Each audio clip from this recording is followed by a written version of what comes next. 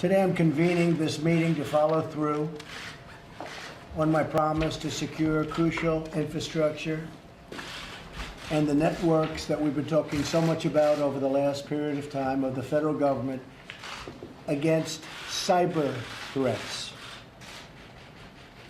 I will hold my cabinet secretaries and agency heads accountable, totally accountable, for the cybersecurity of their organization, of which we probably don't have as much, certainly not as much as we should have. We must defend and protect federal networks and data.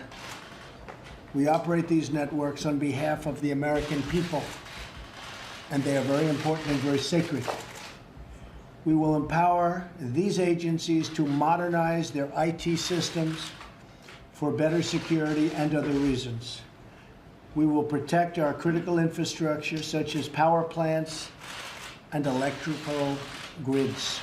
The electrical grid problem is a problem, but we'll have it solved relatively soon.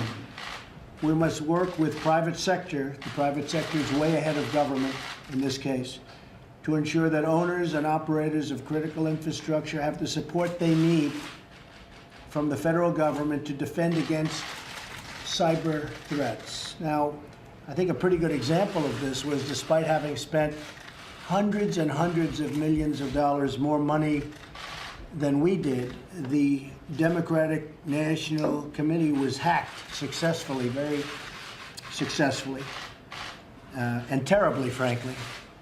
And the Republican National Committee was not hacked, meaning it was hacked, but they failed. It was reported, I believe, by Reince and other people that it was hacked, but we had a very strong defense system against hacking. So despite spending a lot less money than the Democrats, and in all fairness, winning, people don't say that, we spent a lot less money, Admiral, and we won. That's good, right? Isn't that a good thing, when you can spend less and win? But we were also very successful in our defense against hacking.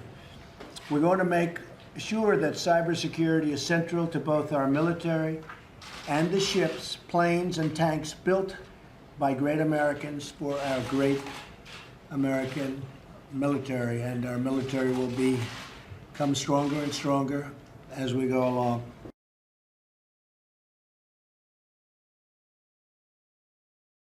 We interrupt our programming. This is a national emergency. Important details will follow.